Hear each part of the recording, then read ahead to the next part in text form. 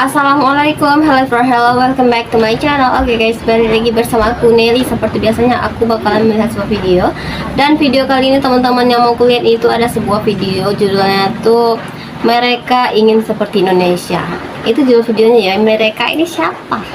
Mereka ini siapa teman-teman, sehingga bilangnya ingin seperti Indonesia. Ingin seperti Indonesianya, inginnya seperti apa nih? Ini dari judulnya belum jelas ya, makanya langsung aja nanti kita putar videonya baru kita bisa mengambil kesimpulannya ya. Oke, buat teman-teman yang udah mampir channel aku, makasih banyak. Semoga teman-teman semuanya panjang umur, murah rezeki, dan selalu diberi kesehatan, amin. Oke, cus, kita lihat dulu video kali ini. Kita play dulu ya, baru nanti kita simpulkan. Ini mereka ini siapa dan ingin seperti Indonesia tuh kenapa? Kita lihat ya, play.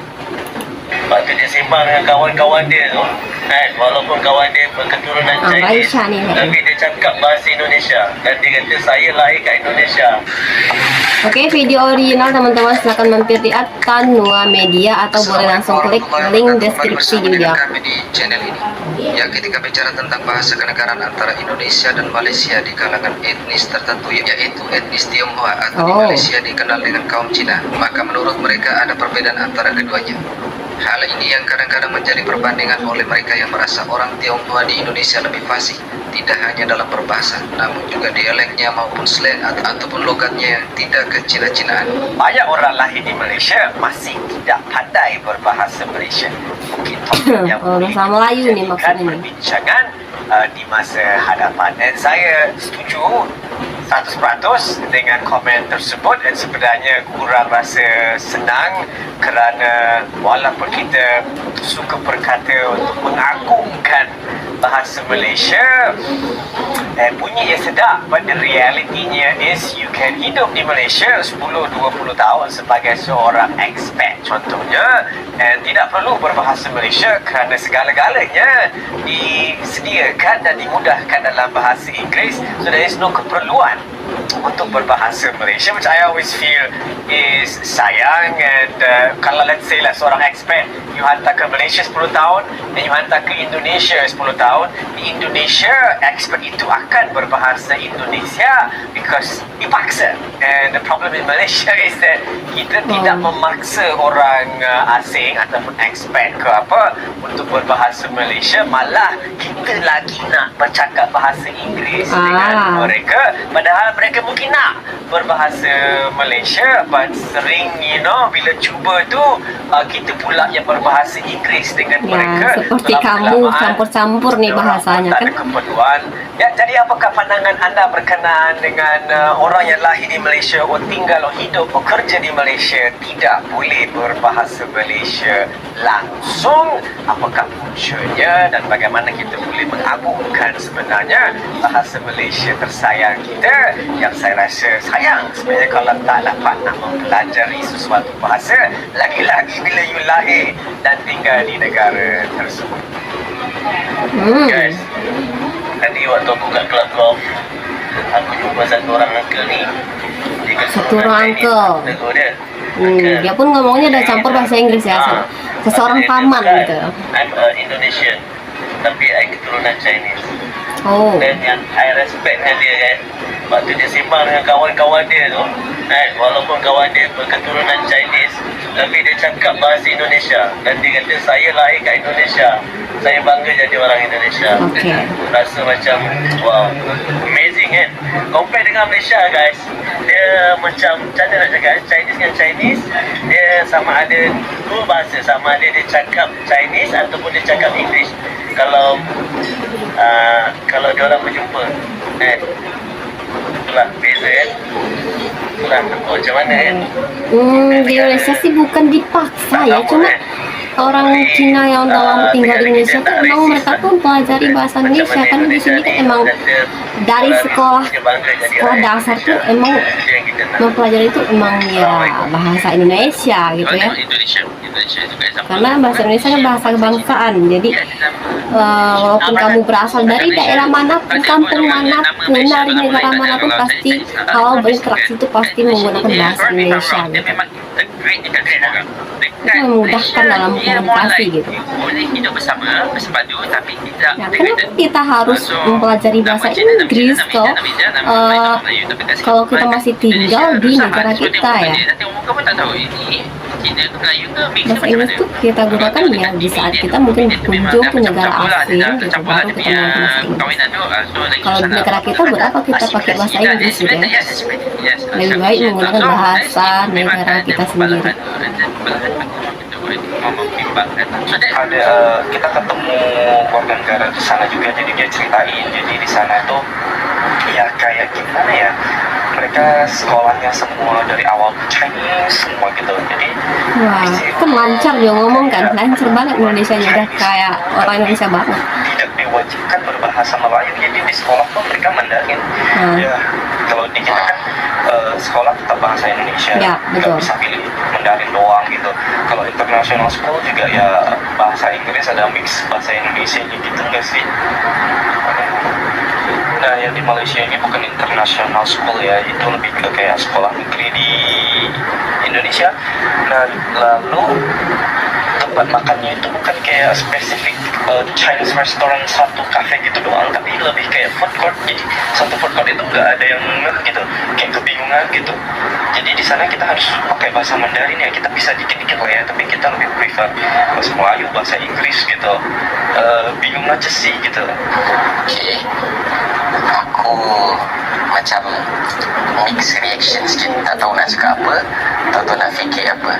By the way, yang bercakap tadi itu adalah orang berbangsa Cina, tapi kerakyatan dia adalah Indonesia. Jujur aku cakap, bila aku tengok tajuk, mula-mula rasa macam nak marah, tapi apa yang didedahkan oleh bro daripada Indonesia yang berbangsa Cina ini, aduh, sebenarnya memalukan sangat-sangat. Tambah pula dia adalah orang Cina dan dia adalah warga negara Indonesia, tapi tengok cara dia cakap bahasa Indonesia dia very fluent, tak dengar langsung bunyi dialek ke, bunyi macam pelat-pelat macam nak bunyi ke Mandarin ke Cantonese ke, tak ada langsung. Aku surprise juga bila dengar yang bahkan dekat bahasa Indonesia nya dah masuk ke bukan ke baku lagi tu. Which is dia berbilang kaum, berbilang bangsa, berbilang agama dan sebagainya lah. Tapi bila dia cerita persekolahan ataupun pendidikan dekat sana, semuanya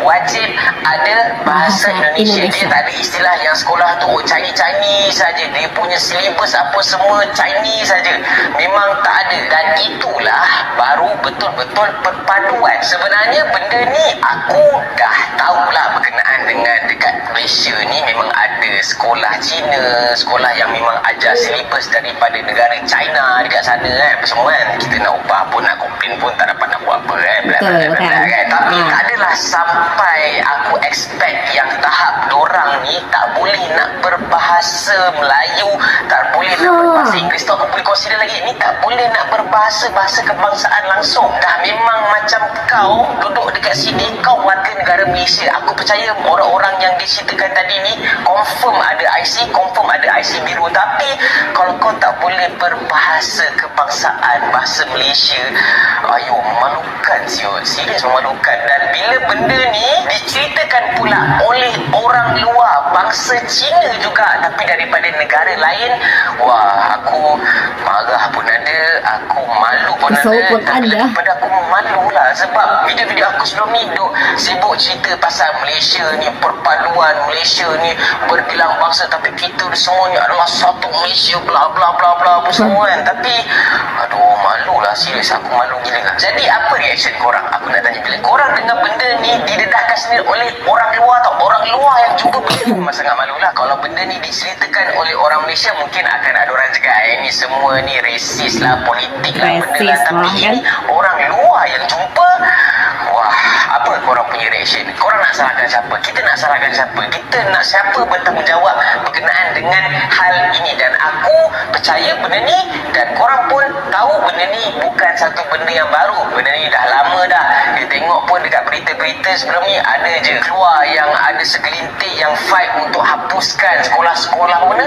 vernacular benda tak, sekolah yang duk amalkan, duk belajar silibus-silibus straight daripada China ni. Kenapa kau nak belajar silibus China ni? Kau tak suka duduk Malaysia ke? Kalau kau tak suka duduk Malaysia, kalau kau duduk Malaysia, ada IC Malaysia, tapi kau tak nak belajar, tak nak tahu pasal kau punya budaya, pasal kau punya bahasa kebangsaan, jangan duduk Malaysia. Hajar Pergi lah. dekat China tu. Ada ke mana-mana dekat dunia ni? Contohnya kau berbangsa Cina ataupun kau berbangsa lain lah. Contohnya dia orang India contohnya lah, dan dia duduk dekat UK. Ada tak dia tak tahu berbahasa Inggeris? Ada tak? Aku rasa tak ada pun. Sama lah juga kes dia. Aku pernah pergi Jepun, aku pernah pergi Korea. Aku jumpa bangsa yang selain daripada bangsa Korea dan bangsa Jepun.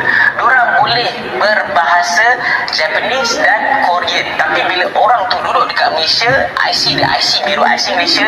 Tapi bila kau tak boleh cakap bahasa Malaysia, bahasa kebangsaan, memang memerlukan tambah benda ni pula dijumpai atau di-find out oleh pelancong, oleh orang luar. Jiran kita pula tu Indonesia, yang mana ada juga dekat negara orang ni orang Chinese, tapi tengok betapa fluentnya dia cakap bahasa Indonesia. Ya, kaum Tionghoa di Indonesia bukan hanya fasih berbahasa Indonesia, namun juga mereka fasih berbahasa daerah, di mana daerah yang Ya, mereka tinggal. kan? Sehingga disinilah yang membedakan Cina Malaysia dengan Tionghoa Indonesia.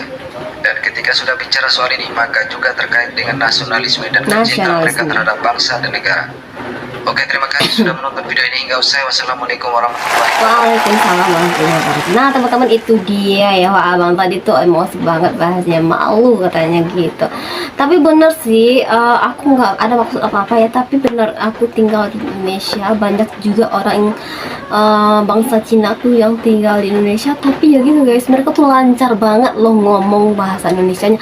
Bahkan nggak cuman ngomong bahasa Indonesia doang, misalnya mereka tinggal di daerah mana, pasti mereka tuh juga paling nggak tuh sedikit tuh bisa ngomong bahasa daerah situ guys, nggak cuman bahasa Indonesia doang.